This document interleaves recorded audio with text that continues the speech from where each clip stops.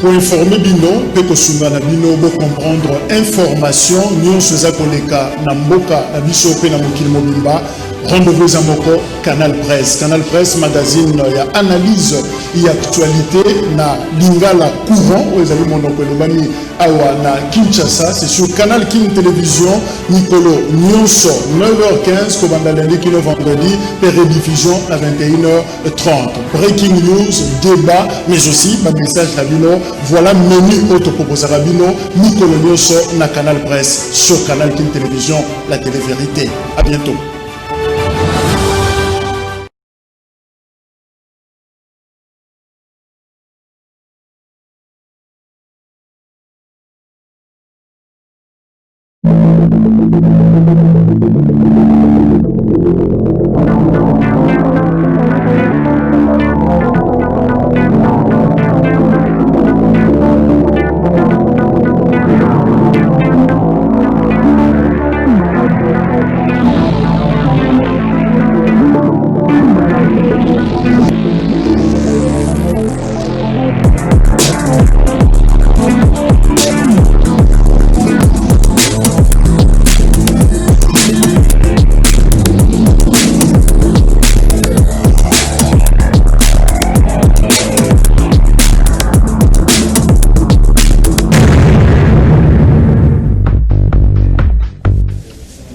Merci Nafi. On a programme à Canal Kin Télévision, tous allez le mercredi 20 janvier 2021. Merci Méré Bozolanda Canal Presse, numéro pour la poste Oyo, Tozane Sengo, équipe patronnée par Serge Makoso, Bazawana pour la servir Bino, Rodi, Freddy, Koupa, Soule Boyo, Guy Poutou, Laurent Fabrice, voilà, Bissonos Tozawana pour la salle la Bino Bissoussou, la Tongo, il y a Lelo. Breaking news, vous avez information, Moko, Oyo et Kangi, à l'international, Ezali, Kolongwa, Nabokondi, il y a Donald Trump. Lelo, c'est fini. Azolongwa, Nabokondi, Joe Biden, Azozo Bokondi, Lelo, passation à pouvoir, Josalema, Mokolo, Nalelo, 20 janvier 2021. Vous avez dit que, et ça, il y a un contexte Moko particulier parce que, bato mosusu basengaki balongola ba destituer président Donald Trump pour le makambo elekaki na Capitole ndenge bato na ye en tout cas bato baza ko s'identifier pour na ye bakendai ko menacer ko buka biloko na Capitole parce que balobi yenda za président élu donc yende ba voter ki ye bato mosusu ba voter bangote Joe Biden a quitté Donald Trump a gagné qui élection alors eloko a scandalisé ki ba américain scandalisé ki bato belé alors balobaki singala qui président bazo soupçonné que yenda ko à la base alors il faut pas destituer à l'endroit na bokonzi mais finalement tout le monde que eloko yango et ça limité qui dans la dernière minute le nom de Donald Trump parce que officiellement mais il faut signer ordonnance ya souka pour n'accomplir sa grâce présidentielle na bato oye alingi et puis après à kokine malobaki a osane la cérémonie à royauté à Kenya na Floride si quoi femme d'arabe et tennis à sala bamakamuna ye donc cérémonie et kokipe ko salema son président ex-président Donald Trump dans quelques minutes à recoma ex-président. Voilà autre recoloba par rapport à l'actualité au niveau international pour les États-Unis d'Amérique bah tu le connais ça qui point de presse lobby boyokaki yango a lobby que azo a démarré déjà contact na yena ba député nationaux ya Kinshasa azo solana bango alobaki bikama ba moyen et puis alobaki mo makambo ebele atikali kana 2 semaines pour asilisa mission na ye bien que ça renouvelable une fois donc voilà musala oyo informateur akosala Jean Makabou pe ayanga misaki député il y a Union Sacrée na chapiteau il y a GB solo l'équipe makambo etali bango pour la convergence et vue par rapport à la barge tozana yango. Alors pendant que le débat politique est au Salema, pendant que bato de discuter ba cahier de charges, est-ce que bazo kanisa ba soda bazo kanisa ba policier na ba militaire Et ça donne un mot très important. C'est vrai que le politique mingi à temps et à contre-temps, mais ça n'a bateau qui ça ba politique, mais ça très important dans musala ou ba politique baza au sala. Est-ce qu'on a débat politique actuel? On pense dans social, il y a ba policier, on pense dans la social, il y a ba militaire. Voilà, et l'autre communauté réfléchir le lot simplement parce que ba soda ba télémission mingi dans zela. Sur le pays ba télémi ba mais bolo ba makamunyo sauf biso, bolo ba makamunyo sauf biso. Alors on s'était dit plateau le lot toujours kabayango et pas na ba mapinga pour que tout le monde peut makambo bango d'autant plus que boyebi bango baza ba baba libela baza na syndicat ba lo bakate ba marchakate ba ça que l'autre mon côté. Et alors, on a dit que réfléchir sans que salir image armée, sans que salir image de la police nationale. Mais c'est quand même important que le dossier où on a tous la Christella Kiakuba, Asana Bissolongo, coordonnatrice, il y a tellement de la Mapinga, où ils avaient Asbel et Sangisi, dépendant sur les policiers et les militaires, c'est-à-dire, Basi Basoda, Nabana Basoda, Yembe, Aza, Kokamba Bango, Botenayo. Mbote mingi, Monsieur Jacques. Ndekonanga mwana ya policier d'ailleurs. Mbote mingi na balanti ya canal Kin télévision, il y a émission Canal Presse. Na profité de l'occasion loko les alim bala liboso na ne oyo na leka na Canal Presse, na pesi meilleur vœu na peuple congolais Mobimba, na Ituri, na Beni, par-ci par-là, et sika, surtout Makila, y a ba congolais, y a ba boti na biso ba militaire, pe ba policier, et sopanaka pour que tout le ba Congo est allé na 26 provinces, na yoki mawana bino mingi, et longo tokobunda, tozali kobunda pour que na bayo ba civilo bazali kokufa na ba militaire bazali kokufa esi la po etumba esi la na pesi bana ba militaire bana ba policier basi ya ba militaire basi ya ba policier baboti baba oyangai baboti ona lobaka bangonde babota ngai na tombe libino mbote mingi nzambe apatela bino. Voilà, je crois que dans le cas militaire, nous sommes matissé volume pour la Canal Presse à Bokonalelo, analyste indépendante, Timothée Lenoir, Zanabiso Longo, issu de près d'ailleurs dossier à la police, à militaire, Mbote Ndeko Jacques, je suis une fois de plus très flatté. Une invitation, surtout dans la matière préparée, na PC Mbote Ndeko Langa, moi c'est Christella qui est toujours collé serré dans ces grands combats et à accompagner la militaire. Et l'Enginango et Zakagake, la Constitution République démocratique du Congo ne donne pas le droit de parole.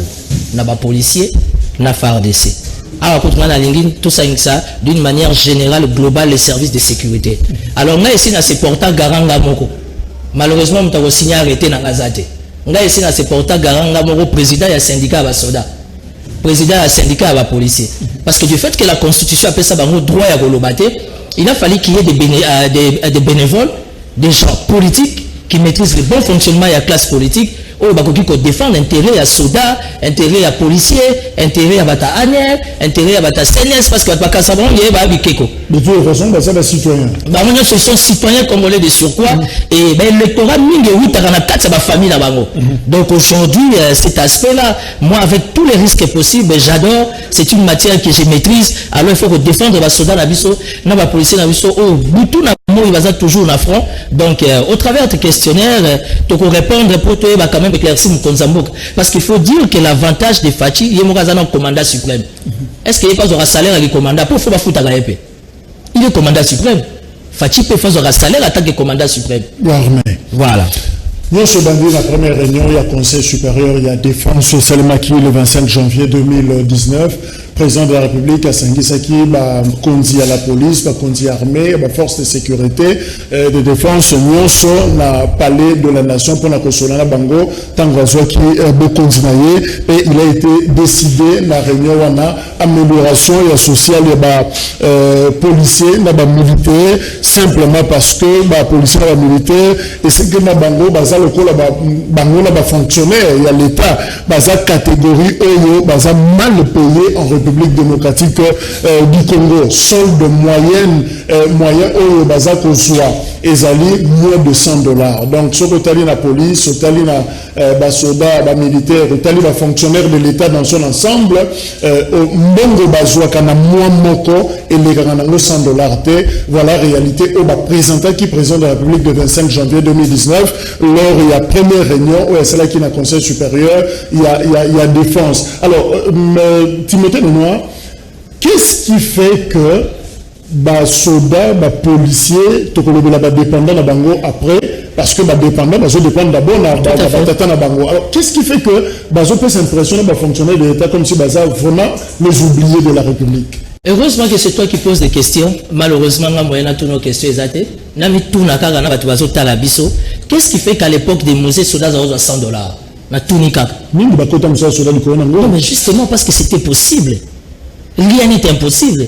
Et puis, partenariat autour de Block and Road, Banque africaine de développement, l'Union européenne, tous ces blablabla là.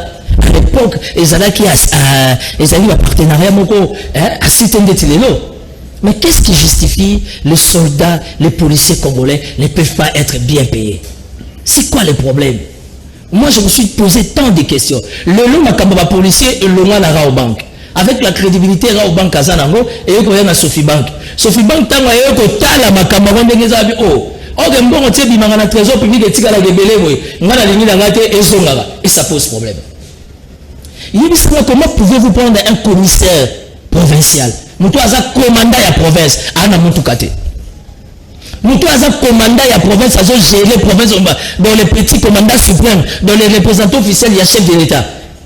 Tu peux exemple, il y a des choses qui sont Maïndombe. Commandant à Maïndombe, à Moutoukate. Bureau n'a pas quitté les papiers duplicataires des athées. On est sur terre ou on est en enfer. Ah, l'insécurité dans Kinshasa, Boutou na Moï, plein de années à niveau IPK, autant on a problème à faire des fonctionnements. Ça pose problème. La priorité des priorités d'un État, c'est les finances et la sécurité. Ce qui est sécurité, qui ne travaille que moyennant finance et autres finances. Tu t'imagines que ton outa qui n'a corona awa, confinement du biso. Soda bazo zoata sandwich il y a pas maté, ils ont coûté 500 francs 1000 francs. Soda bazo zoata ma remelate. Nous avons des sociétés, nous avons des boulangeries où il ça la papa. On va foutre un impôt. Pourquoi ne pas alléger l'impôt là-bas afin de mettre les fils à ce moment à patrouille dans des conditions? Les gens pensent que ce qui vous a commis soda comme équipe. Tu penses que du fait de gérer sous les drapeaux, maman cause dans Moussafa bien fait. Mais vous t'as dit que la mission dans chaque cas, école les alliés. Dans chaque cas, douche à ma maman, douche à ma papa, n'a bana. Le lourd qui est négocié quand tu es content à le formula. N'a pas tata, n'a pas maman, n'a pas bana, pour la vessie comme moi. On est sur terre ou bien on est à tout ça. Justement, Christella, aux moines soda, aux gérer les dépendants de soda, qu'est-ce qui fait que prise en charge des policiers, des militaires, des forces de sécurité dans son ensemble, et vous posez pour un lambeau dans la mission? Parce que finalement, les policiers, ils ont combien? Les soldats, ils ont combien? On était à la banque, on a $100 à chacun. Tu repères le mine le budget en boca. National, un ministre, je ne cite pas son nom.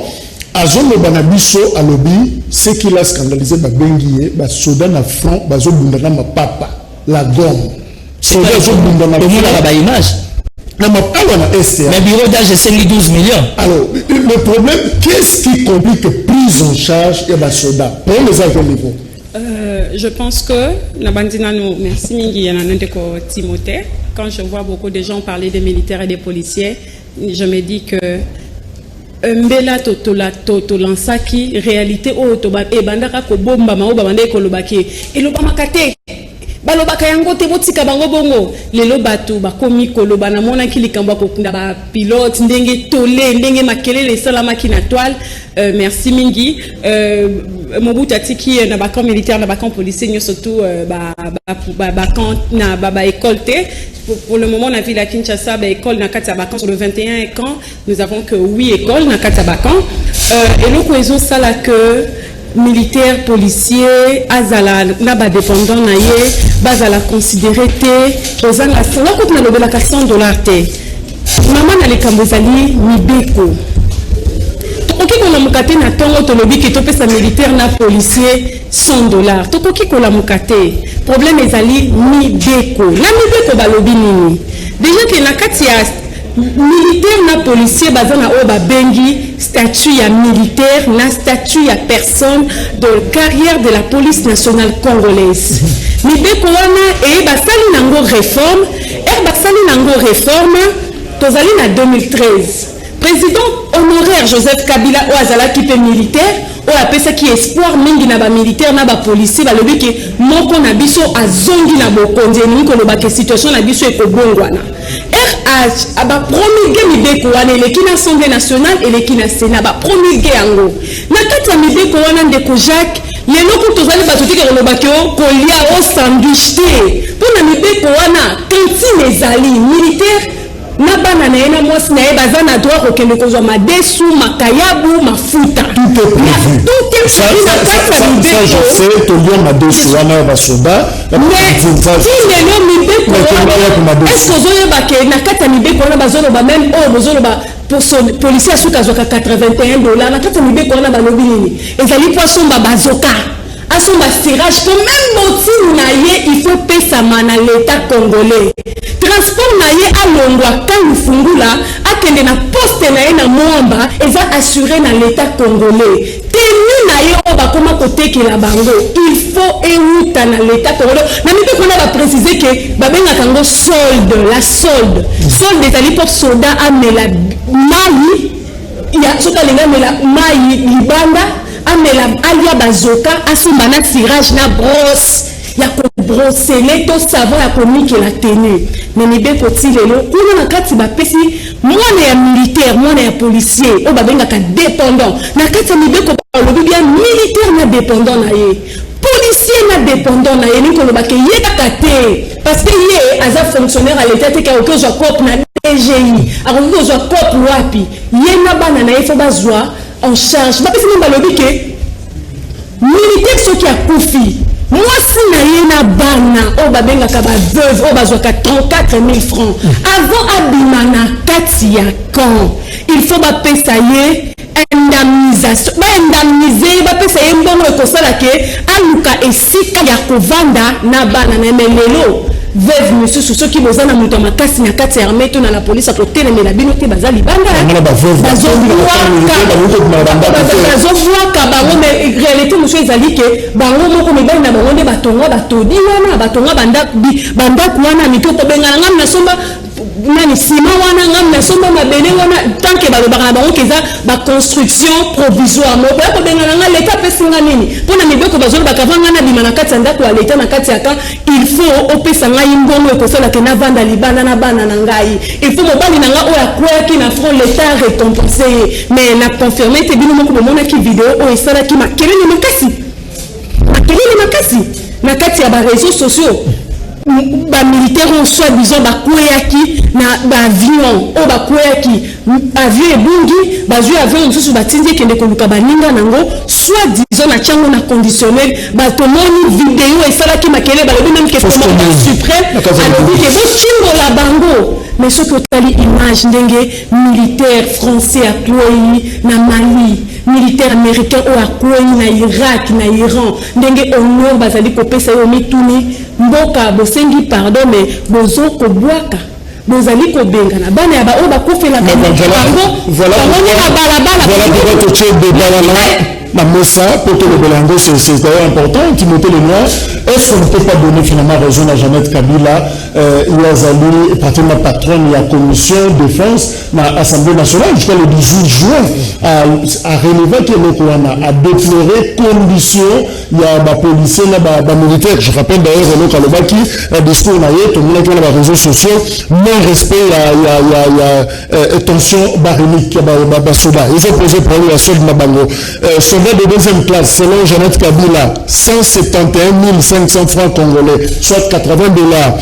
Général d'armée, Yom Tolukabo comme général, 259 167 francs congolais, soit $120. Jacques, je n'ai rien compris. Voilà Jeannette Kabila. Taux dérisoire de fonds de ménage, soit pas d'allocation familiale. Donc, l'allocation familiale est alors que Namibeko ezali. Pas d'indemnité de loyer, pas de soins appropriés. Veuve à Zozwa, 30 000, 0,4. Mais Jacques, moi je suis quelqu'un qui fait toujours un effort à la rationnel. Quand Madame Jeannette Kabila a honorable à Sali Lokabongo, elle n'avait même pas à dire ça. Parce que pendant les 18 ans, c'était supposé une question, ils allaient la traiter. Pendant les 18 ans. Tu sais, moi, le maréchal Mobutu me manque. Nazaraka Mouana, Nandenge na poli lelo na tangi nandenge na osala la politique, c'est kokukuwendu wazabanga, hein, mibali bakeseni. Parce qu'aujourd'hui, honorable Jeannette Kabila, bravo à soulever ma point. Mais ils ont fait 18 ans. Qu'est-ce qu'ils ont fait pour l'armée? Qu'est-ce qu'ils ont apporté comme un plus pour l'avenir? Nous avons même appris, même le niveau de service à CNS, salaire, monsieur Zaghi bloqué l'avantage. Il a fallu Fatia, il y a pour la Fungolango. Ça, c'est ce que j'aurais appris. Il y a des sanaïs, Soldat Koufi. Bonjour, 18 ans. Alors, mais là aussi, aidez-nous à comprendre. Joseph Kabila a Zaki Soda. Mais justement. Nous, Zaki Soda. Mais justement. Alors, qu'est-ce qui fait que Soda, ceux qui amènent la personne, ceux qui enlèvent la banque. Si seulement Joseph Kabila a Zalaki la logique militaire, il y a musée, Lolo, Rwanda, Ouganda, Burundi, nous avons des militaires qui sont bien formés depuis l'époque du maréchal. Au Bakenda Israël, Bakenda France, Bakenda États-Unis. Aujourd'hui, notre coopération avec l'armée américaine, c'est pas nouveau. Et c'est nous à Sivazé. Au Banadja d'époque à Mobutu, mais tout ça c'est bien, mais c'est pour maquiller et tout et tout. Il y a des gens qui ont commis soldat Koufi. Famille à soldat civil. Faut pas le cambo, on va le tout quoi, mais ma camion pour les mêmes bande de connaître sous soldat, va que le honorer. Dans chaque état militaire, il y a un commandement. C'est quoi le travail à commandement militaire? C'est quoi le travail du chef d'état-major général?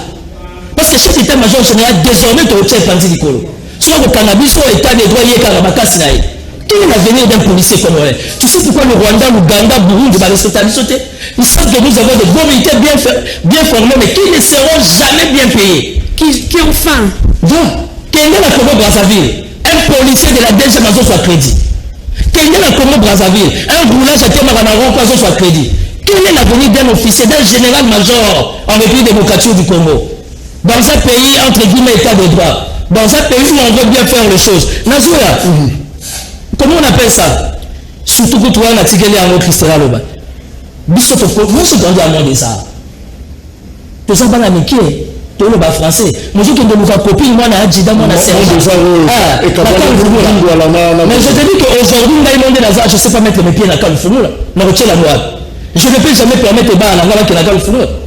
Toujours qu'il n'y a pas de jida, bana sergent nami tuka, toujours la nana na toke ba boum, ba barbecue, ba falsifier et tout. Mais aujourd'hui, nous sommes bana soldats.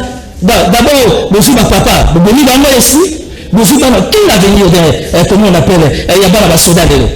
Maman nous dit à moi sur 21 ans, nous retrouvons que 8 écoles sur 21. Ça veut dire que c'est un fiasco pour Mme Jeannette Kabila qui ne peut même pas se permettre de représenter la situation à Boulot. Justement, je rassure, état-major, je sais que tu vas nous les avoir l'émission n'a pas pour l'intention, il y a pour sa image armée, il y a pour ça la chose qui est l'autre.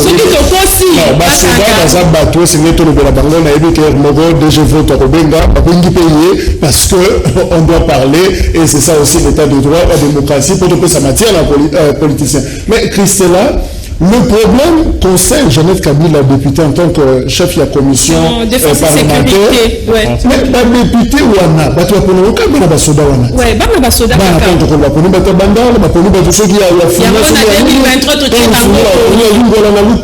Mais tant le problème est, ce sont les députés eux-mêmes, que la soda, prise en charge de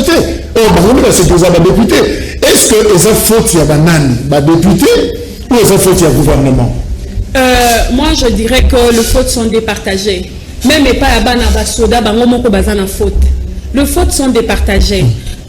Nous sommes déjà dans un pays où nous avons la élection, mais voilà, nous avons 5 ans, nous avons nani pour un résultat nini pour accoster nini malheureusement. Et tous les gens que ceux qui attirent mutu à mutu à la question qu'est-ce que valeur y avoir na yo azali popesa azali kopesa yo elingi koloba kebele ba kozoma voité d'où batika biso na kata ignorance on a mais ne t'en fais pas parce que na 2023 ignorance on est cause pas bana ba militaire na bana ba policier entre autres ezali musala tozali kosala ngana zali ya politique nazali apolitique, mais je bénéficie de l'unique droit de la première génération avec le droit.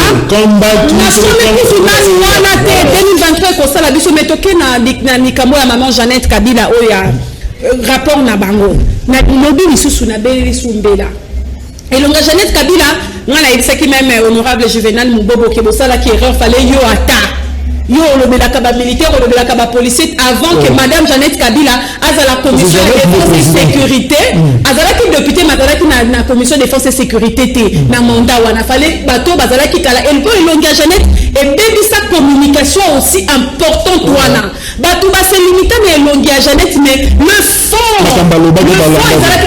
balobaki ndeko Jacques nazo lobango na lobaka ngo nyonso tu ba ubuka ngo na nzete te ba réfléchissa te kaka ndenge nazo loba mibeko wana makambo nyonso bango baloba ba recommandation nyonso tu wana eza makambo ekomami na kati ya statut ya militaire ekomami na kati ya statut ya policier bazo loba allocation familiale ekomami ezali reconnu bazo loba formation professionnelle ekomami bazo loba frais ya scolarisation ekomami na kati ya mibeko wana mais malheureusement bapesaki elongi oyo o ezali kopesa kanda nde ya koprésenter dossier wana aussi important elongi ezali kopesa kanda ke président Kabila kotaki na bokondi papa na biso ba militaire na ba policier balobaki ke ya biso azongi ya biso o babengaka notre frère d'armes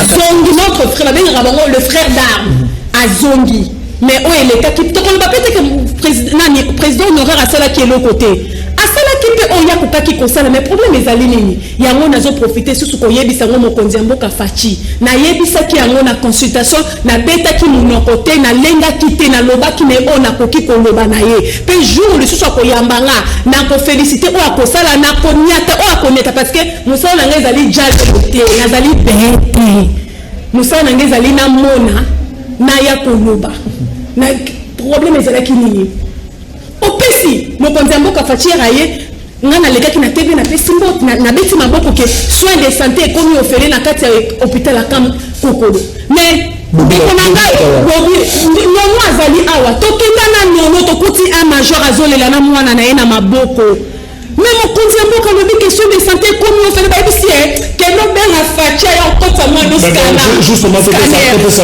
maintenant maloba région de Bisso membre ya télémon na ya soda. Alors finalement en tant que dépendant nous a soda te aux moins ya soda veste nous là sûrement les anambongo ba soda mayelo ozolo balelo les anambongo et ba $80 et salio finalement qu'avez-vous remarqué et le on est baissé bino na cause à la dépendance ya ba soda.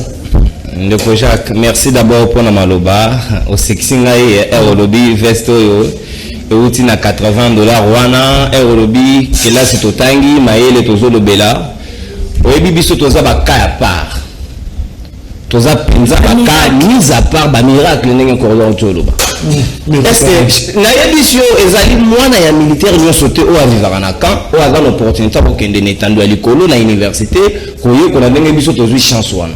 Yango nde tozobunda pour que comme lisusu bitumba te ezala calme normal que moi na o abotaki na kati ya libota ya militaire il a droit à l'instruction il a droit à l'éducation c'est normal te yango nde bitumba na biso te nde yango to lati yango to lobi soki biso tozwi chance wana o par exemple noko libanda nda bando ko sunga mwanda munda mais soki kaka na $80 o wana nde lisolo mususu nde par exemple biso nyonso toza na situation moko mais soins de santé au réseau de Bela. Qui si ba pesa ka ba teka? Qui si ba pesa na kan kokoro o ngolanga ya ko ba ya ofele pour que ba traiter ba militaire. Ale ba uma malembe. Pays ba toziba inde ti na kati ya hôpital ya kan kokolo to vérifier situation makambango zo tambololo lenge nini. Est-ce que militaire azo bénéficier réellement na kisi yango yo ofele o ba pesa ki na mukonza mboka? Toke kokuta na situation catastrophique, un major qui pleure un enfant, moi na oya ya sibi na maboko simplement parce qu'azanga ki $60 ya kokota yeso ki radio. Vous imaginez? Et moi na kufele na maboko il pleure en poussant devant les faits. Simplement parce qu'azanga militaire. Est-ce que servir son état, servir son pays et quoi que ça li babe to loro ya soni. est-ce que le autre coquille sous quoi encourager les jeunes intellectuels au bas dans la rêve que bah coquille qu'on a ta sokoto le lot bah qu'on taper bah rebondir ton baron c'est musicien. Donc finalement la vie est toujours vivable dans la camp. Mais invivable n'a qu'à si le mot est faible. Nous vivons dans la promiscuité. Nous vivons dans des conditions inhumaines. Nous vivons dans la saleté. Nous vivons sous les hangars. Donc ceux qui montent à Singapour et Pelipuna et Kamati quartier Mobimbeke, vous pouvez imaginer ça au 21e siècle. Si vous allez aux États-Unis aujourd'hui, il y a une passation civilisée entre Joe Biden et Donald Trump, le président sortant. Vous allez vous rendre compte que le Pentagone, le ministère de la Défense, n'a pas parti à mon naine et habité à Moka. Mais vous avez le contraire. Alors que nous est en permanence, nous devrions normalement allouer les moyens conséquents. Mais toujours ça, le contraire. Ou soit on fait une chose de son contraire. Y a-t-il en partant d'un raisonnement là, États-Unis voulaient être puissance mondiale à investir dans la défense? Est-ce que ça prend de la volonté politique? Oui, en quelque sorte, il y a des soldats dans la situation mais les soldats vivent selon la volonté des politiciens. Quand nous avons des politiciens animés de mauvaise foi, on fait ce exemple. Dans le débat, Mobutu a le costume bon en casse, mais Mobutu a jamais pour permettre aux civils à dans la camp militaire. Quand on les a 15 hectares, 8 et demi à 9 hectares, va être là civil. État de droit qui en parle. Aussi longtemps, les soldats ont la bâche, ils ont la hangar, supposé que l'État peut tomber là-bas. C'est un problème. Donc, ce qui est, moi, l'urgence, nous allons bloquer quand quand nous entreprise, une situation difficile. Est-ce que place à refouler les la faiblesse est venue de la classe politique. Quand par malheur vous avez des ministres des Affaires foncières dans le COSO qui deal avec l'état-major général, automatiquement il faut pas qu'à Mabela il y a Mila. Dans quel pays au monde où le monde a Mabela à Soda, sous civil Babandawana? C'est ce qu'en République démocratique du Congo. Le chef de l'État a autorisé sa nomination. Bravo pour notre profil naïe, Kassim naïe salami bien. Nous avons le corps de protection. Il y a la faune nabiso, il y a la forêt nabiso, il y a la minerai nabiso. Tu sais que c'est géré par l'armée. Mais quand vous nommez quelqu'un qui n'a pas les frais de fonctionnement, ça allait. Pour la police à UPH, unité de protection, il y a rapproché VIP. Il y a la famille présidentielle, il faut qu'il y ait police et Zalawana, il y a unité VIP et protégé. Mais ce n'est pas un fonctionnement. Bureau condition exact. Il faut police, il n'y a pas à l'interne, à se créer. Ça, c'est quel état d'esprit. Nous avons, paix à son âme, nous attirons la biso pire. Le comment Léni. Qui est la pire, le lot? Matembe les boti. Depuis général Elvis Palanga Kenda, pire les boti ngaïngaï. Et ce côté la bureau la police matembe les boti, t'as la ndunda vitamine. Ça veut dire qu'aujourd'hui, est-ce qu'on peut espérer? Et si qu'il y a intervention, il y a Ipeki na Katani, Léni, pire, police a une intervention rapide. Yonangaï na Nkra Mouzawa, non, c'est pas la pire. Nous, c'est ce cas pire, ça bien équipé. Avec quelqu'un qui peut bien faire décoller ce département-là, tu vas avoir là-bas. Félicitations à général Kassomokabuka, comme général-major. Il y a un service national. C'est une bonne pensée. Pour Kanabakoulou, c'est bien. Mais évacuation deuxième tour, évacuation troisième tour, état-major général, ministère de la Défense, et ça moyen. Alors, comment voulez-vous que l'armée, la police, va retravailler dans la condition d'elle? Et ça, c'est un problème. Aujourd'hui, au travers, entre guillemets, cette histoire d'union sacrée, qui commence tellement à faire mal à la tête, nous espérons qu'il y aura un gouvernement responsable, avec un ministre de la Défense responsable, qui va s'occuper de la survie de la militaire, même par rapport à fonctionnement à la mort. Juste après. Il peut qu'il y a 24. Patrouille, moi, ça m'a bien été carburé, zate. Mais ce n'est pas autant de la boutique, il peut zate. Tout ça, la victoire, tout ça, la l'IPAC. Pourquoi ne pas alléger l'impôt en fait de nous donner ce qu'il y a pour nous permettre de sauver dans la fond? Nous avons ça à partir de tout le ntango mosusu mpe akoti sur na relève lisusu ya journée mobile ye robot tokoloba mpe likanga bapcr police ya roulage motard akangi yo biso ozongisanga ngasi carburant nalandaki yo landinga ngana futelo carburant. Ça c'est encore un problème. Après déclaration il y a Jeannette Kabila bandeko ya G27 il y a une structure na kata UDPS réagissait justement le 21 juin 2020 bango la non c'est faux situation militaire sociale bango et s'améliorer depuis l'avènement ya Félix Tshisekedi basali ba démonstration na bango balobi maloba ya Jeannette Kabila azalaki signé qu'eza manipulatrice donc alingaki juste pour na ko manipuler opinion balobi kamba 300 ou 3000 logements sociaux il y a militaire. Alors Christella, qu'est-ce qui a changé sous Félix Tshisekedi? Le commune Bongwani pour la sociale il y a militaire, policier. Évidemment pour la lutte d'ailleurs lutte n'a bien peut-être maman la mapinga mais depuis Félix Tshisekedi a joué en 2019 qui n'en est là et le commune déjà est bandit pour changer pour la nation. Kaka ndenge na lobi ke ngana za bete na lobaka fachi bete linko lobaka fachi akoma azala béton parce que tu fabriquer béton imaginaire azala béton et ba lobaka social et militaire na policier na bana na bango ezali OK et to loba fachi béton ezali ko lobaka congolais allié na nzala na ya bazo loba fachi béton ezali nzela ebongi ba dessert agricole ebongi to loba fachi béton linko lobaka to moni social ya peuple libumu o ezalaki na nzala o ezalaki na matoyite et lié et comme na matoyi naza bête désolé naza vraiment bête dire que le président de la République n'a rien fait c'est être aussi malhonnête. Depuis hier elle raconte qu'il y a liboso ezalaki 20 000 francs bayeko baksa sous 20 000 francs bayeko baksa 16 500 après marche to sala ki année passé pour bateau ya bateau yo ba monaki ke biso zalaki na sima na biso Martin Fayulu na bana kotinda biso na mitu na bango le kuta ba pesa ki wana nde mo baba yebisi ke mwana wana zali ko représenter menace to baksela mbango ba soda 16 500 yango babakisa ki $10 en fait à l'époque babakisa ki $10 à l'époque tomoni école ya Kanchachi er mokonzi ya mboka kendaki kotala yango akutaki bana bazali kovanda na kati ya ba likolo ya ba brique tomoni ndenge école ya Kanchachi et bongi na profiter sous kotuna est-ce que boche mayo boche kite po bana ti ero ya confinement bana bade komela mai na ba WC boche déjà mai libanda po mwana ya soda o ya Kanchachi na école ya kitoko botongi na mbongo ebele botongeli bosi bochango mai libanda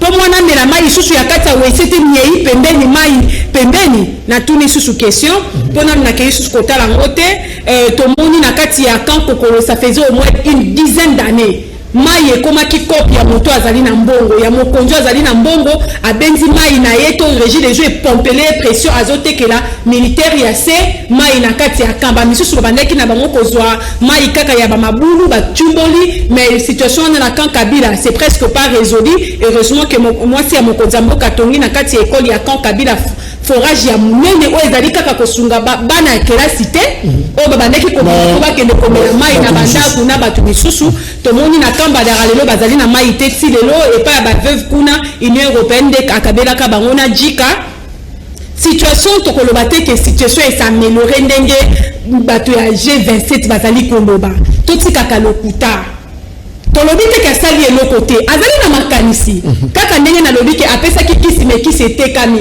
alobaki ke komi ya ofele mais na réalité sur terrain qui a suivi eloko te ezali kosalama na profiter encore de l'occasion pour na koyebisa su ba politicien que oyo commission défense et sécurité elobaki bazwaki yango musika te bazwaki yango na mibeko biso tozali kosenga ke ezala mise en application mokonzi ya mboka yebisi ngai na concertation akobongisa mokonzi ya mboka na pesi merci pour la gratuité de l'enseignement parce que telema mwana ya mapinga ekei ezwaka ba image na ba 2018 avant gratuité de l'enseignement des bases à l'effective tozana ba image lelo ya après gratuité ba salle ko ezalaki na ba 29 élèves lelo na ba résultat ya enquête biso to sali ya enquête sur la gratuité de l'enseignement dans le milieu des dépendants des militaires et des policiers na kati école ya Kankabila moyenne ezalaki ya 28 à 29 ou 30 élèves avant gratuité mais lelo école wana ya Kankabila ezali kozala na même salle on est ko yamba 29 ezo yamba 150 205 na quand kokolo ministre ba konga amona ki to senga ki epé merci pour la gratuité 205 150 yamba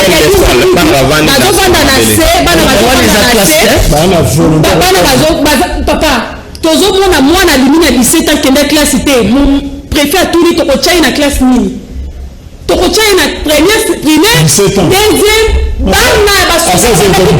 classe ezala ki luxe na yebi yango te pa ina biso yango to bantina ko senga lisusu merci pour la gratuité de l'enseignement mais na kati enquête na biso to pesi ba recommandation parce que classe ya la recommandation qualité enseignement que ça fait moins na soda maloba nous toujours vivre le Congo. Est-ce que quelque chose a changé? N'a vécu na bino en tant que bana soda, bana policier, militaire depuis avènement Tshisekedi. Ndeko Jacques, oyebi futotika ko se voila ka face na mboko yo. Oyebi makambo ya bajalelo, makambo ya basaka yo sande bomamboko yo. Ba politique batika ko kokosa eza kitoko mingi te. Mokonza mboka certes azana volonté ya ko améliorer conditions de vie à bas militaires na bas policiers. Mais il est vrai qu'il faut aussi qu'on soit mon konzamboka ko pesa ba vraie information. Pour ebonga. Biso to lala libanda mbule bete la biso na cité de l'OIA. Le 14 janvier passé au sala marche au Bapeki ça état-major général et mobilisé ba moyen pour nous empêcher de tenir cette marche, on l'a tenue. Je pense que vous avez manipulé. Est-ce que vous avez manipulé en Otaranga? Est-ce que vous avez manipulé en Ongaï, Moutaï, au Maïpé? Au Pessamani? Lito ezali noble. Lito ezali pour la biso ezali lit ya valeur to combattre bantu valeur pour nous permettre aux sociétés communautaires na biso kende liboso. Nde yango mutu ya pour na biso. Donc maïtali social au autour de Belasiko ba politique batika ko ça pourquoi? Pour te donner ba effet d'annonce, ba effet d'éclat. Que le chef de l'État arrive au camp est-ce que nous exagérons petit peu de l'immunité va dire la notion de moto dans la militaire il y a pas de fichier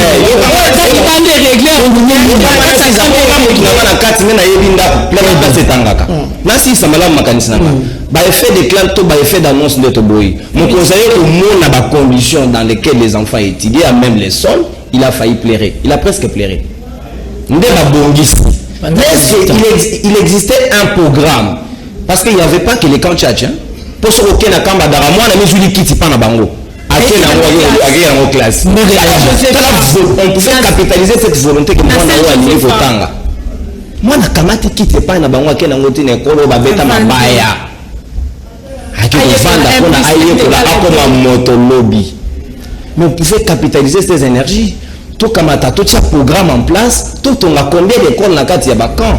Là, sur le 21 quand que nous avons la ville à Kinshasa, il n'y a que 8 qui ont des écoles. C'est pourquoi on se souvent à sacrifié. Non, mais justement, tu mettais le noir, tout le monde parle argent, tout le monde parle de lui, mais nous avons de la Basoda, Azate, informateur, il n'y a pas de comme informateur, il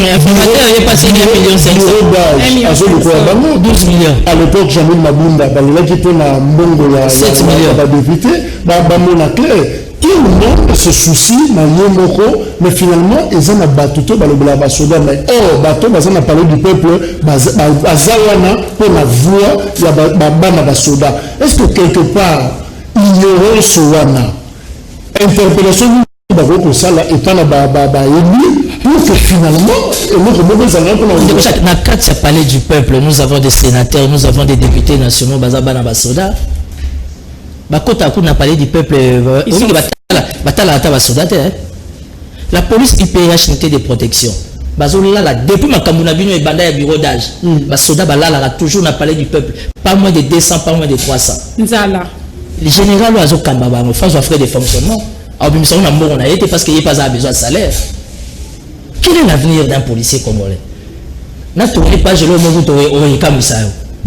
ba fanfare nos militaires ils vont mettre en fanfare les policiers vont mettre en fanfare et ça va pas mais comment on fout la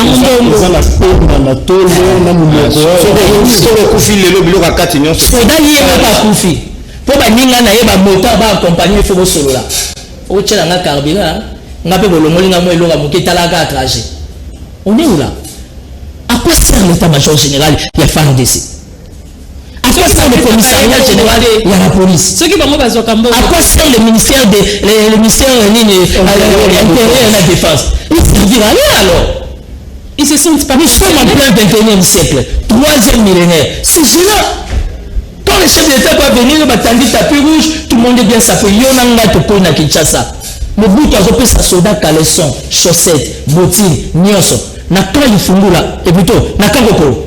Atelier Mobimezanaki, géré par un département. N'a quand Tchatchiwana. Nous on venait jouer au camp Tchatchi chez le Mobutu. Et ça qui n'a garage d'amour. Les autres pour retrouver un tout policier, mécanicien, à sauté. Policier et chauffeur à sauté. Si aucun a triomphant, le policier m'a dit $20, à Zoye pour la recoupe, il m'a pas police à cop. On est là. On est dans quel état de quoi? C'est vrai que tout doit peser sur la tête des fatigues. Oui, il n'a pas le choix. Je vais la tenue dans la tête de parce que. Tennis c'est $20. Soda quoi sur ma tenue $20. Hein? Tu as besoin de lavage? Soda on m'a tenu à lavage. On a dit soda là tu tenue à la ticket. Quelqu'un transpire la robe, il a oublié soda par la terre. Nous sommes dans quel état? Et comme ça vous les plaignez mal aux militaires, vous dites ça va on a béni. Na béni ratio zate. Na béni prime zate. Na béni dotation zate. Les bureaux d'âge vous 30 jours demandent 12 millions. Mais on est sauté au lieu de toi la Mbogani. Alors, dans votre côté phrase, nous sommes les enfants des militaires et des policiers, nous en avons marre de la souffrance. Le 14 janvier 2020, sur Radio France Internationale, Christella Kiakuba. Souffrance en voyant. On dirait que pour salir l'image armée, c'est pas la raté sur l'équipe, ce n'est pas de l'image, l'émission de l'équipe, c'est bon, on va sur l'image armée. Ndeko Jacques.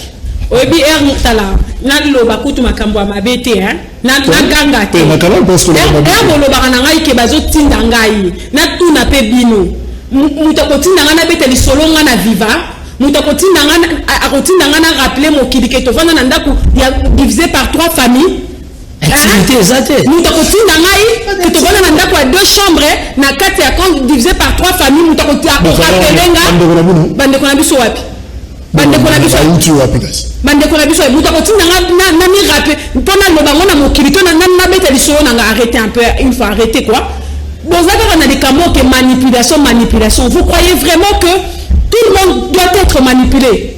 Moi je sais que moi d'ailleurs j'ai pas besoin de l'appui de qui que ce soit, je n'ai pas besoin de la compassion, je n'ai pas besoin de la protection parce que j'ai l'Éternel des armées derrière moi et je l'ai toujours dit.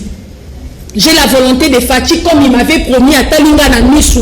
Abandeli loba moko na consultation ngana loba kinae. Discours na ngawana abandela yango moko. Alobi na nga likambo ba veuve qui azo kunda 34 000 francs ane mata. Alobi na nga likambo ya alobi na nga to s'apprêter pour na recenser ba orphelin ya ba militaire ba ko ya kana front ya ba policier. Il est mis il fallait IGF. Inspection générale finance qui est l'état-major général. Ça c'est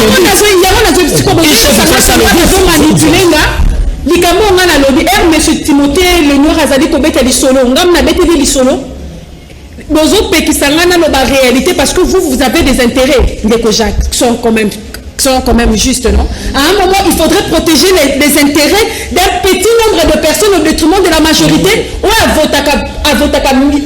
député, ou à président de la République. Azali général T, hein? Azali général T. Et ça, il y a des militaires, il y a des policiers, majoritairement, bazali na kati ya pasi o balala kanzala o bana bango bakendaka classe ba policier o basangisa catholique to bimisata mutu moko. Est-ce que vous pouvez imaginer que lelo na kati ya bakan avant gratuité de l'enseignement pour moi na soda que na kati ya libota moko bazali 6 mais papa lobi que ton sacrifier muki on azwa kato chata pa ya liboso ya bimisata mutu 5 wana ba sacrifier bango. Vous pouvez imaginer ça? Et pour que moi je vienne parler d'une histoire aussi atroce, vous me dites que Moutazo manipulé là. Vous voyez ça qui va tout faillir, Moutazaki n'a pas failli, on a fait des marche, mais on a fait faillir. Alors justement, non, on a souffert tout à l'heure message. En fait, revendication de dépendance militaire, vous pouvez qu'est-ce qui peut changer finalement? Donc Jacques, au-dessus de tout l'accordon, tantôt que les 14 hier avec qui faut salir image armée na RFI na Radio France Internationale. Papa, ça c'est trop grave. Est-ce qu'il est normal mutu agana miso komona aboya komona ozo le kana baka militaire lelo pona ko lobezali manipulation ezali boy wana politique ya kadiosha ezali malamu te totika diabolisation la situation de militaire au bazo vivre lelo ezali déplorable tolingi yango mbongwana ekota ne yango motivation etindaka biso mokolo ale 14 janvier 2020 totelema biso banso bana basoldat oyo tozalaka na Kinshasa et partout ailleurs tozalaki solidaire toloba oyo pour dénoncer les inégalités sociales oyo biso tosibisaka parce que sur le statut du militaire congolais l'article 126 jusqu'à son article à ses articles 146 et détaillé noir sur blanc certains avantages dus aux dépendants des militaires. Tout le monde a yango na misute comme l'équipe ya football favori na papa. Pendant 18 ans de mon amour. Tout le monde a tout le monde est le côté. Mais avant toujours crier haut et fort que nous voulons voir les concrets. Nous en avons marre des promesses. Merci. On a quelques messages. Le jour où il y aura un président comme Kasavubu, RDC sera un paradis, il est mort honnête, mon peuple, à qui s'en bonjour. Donc, Mboka, oh, Batubako, qu'on a un salaire et à l'icolo, et ça, quand un ministre, un député, un DG, et ça l'a raté, un salaire et un soldat, beaucoup de monde, tout bête à Rwandais, tout ça, un soldat, un makasi, une motivation, et ça, c'est Francis depuis Kitambo. Bonjour, bonjour, ça, la peau, un soldat, un policier, un Tomboka. Alors, à Tounité. Les policiers et les soldats tomboka te mais les dépendants de bango ont le droit ya kozala mécontent. Émission aux autres là est présentée par moi les soldats. Aujourd'hui c'est pas la même mais tu ne te poses même pas de questions. Donc on le bango dans le bas bisonnier se revivre yango. Donc l'intention parce que l'interprétation est à chaque fois comme pour interpellation après menace après non. On ne peut pas tout le monde soldats tomboka mais ce sont des citoyens, c'est la constitution qui le dit, la loi organique na bango le biango, ils ont droit, bazana ba droit, il faut que le la bango celui bango moko c'est l'armée c'est la plus grande militaire le battre mais il est aussi indiqué que toi pour le la bango il faut toujours pas comme on a tant de policiers bazozoa c'est bon ba ministre ba tomboka raté mais sauf une basoda ba $100 non le monde tomboka sa bango comme dit basi na $80 non c'est trop méchant. Bonjour, pour moi les personnes qui méritent d'être heureux, c'est Paul Okito Tshisekedi de Kasavubu, prof Jean Paul de Bonne de Pissoso. Bonjour Canal Presse, merci la émission na bino pour la kokanisa biso, bono de la biso ba policier o toza détaché na présidence, le policier a commis la présidence bazo biso na valeur ata mokete na fin tout ce qui va dire cab il y a président de la République azo biso na fin ya mbula o tozui ata mbuma moko ya lo sauter abali 6 à comme 6 à comme si vidéo ba check ya bangombe Nzambe apambola bino bazolanda bino à partir ya kambo butu na ndako ya manzanza na zotonga. Bonjour, merci na sujet kitoko nga na zamwana ya soldat lelo papa nanga azana beni azobunda pona mboka me lifuti muke dossier à $400 ya salaire ya ba soldat ezana niveau nini lelo taplay to éviter monsieur Lufuki na Kingasane. Bonjour Canal Presse sur d'autres cieux combien ya solde pour les militaires et sila kala ba pesa kande salaire na armée na police na bango. Voilà. Bonjour Canal Presse, Naza Koko un ancien combattant, souffrance Tozana Yango Eza, armée na police, ceux qui koba, kobanga ba politicien, rien ne changera. Politicien c'est babanga armée na police, merci. Donc, Timothée Lenoir, est-ce qu'on peut dire que niveau de prestation, performance na bango, et autres dépendre de traitement la bango. Est-ce que ce que nous vivons aujourd'hui, est-ce qu'on dirait une complication pour la possibilité est-ce que ça lié justement au traitement? Non, tous les militaires, on a des policiers qui sont très bien formés. Mais les principes même spirituels, nous savons que c'est militaire à salaire. Tant que vous foutez à maté, baza bateau. Azana mwasi azana bana mama ni pute zate mama akufeli bokilo moyo sa cotisation ezate bana bazotanga te comme a dit Christella bana baza 7 faut te sacrifier 5 mon quoi kende c'est normal. Moi je voulais demander au chef de l'État dans le cadre il y a état de droit est-ce qu'il n'y a pas moyen il serait fait que non état-major général à Tchékénal parce qu'il y a une gestion de 18 ans il serait fait que me checker il serait fait checker qu'est-ce qui se passe dans l'armée. Nous avons des militaires de policiers super bien formés. Ça veut dire qu'il va partenariat, les gens ont une distraction. Déjà, l'époque, Maréchal Mobutu a payé pour la formation de Soda Nabiso. Mais il n'y a pas de répondant. On avait les Français, Voilà. Même à Toison Gitona. Meilleur centre à la République Kamina.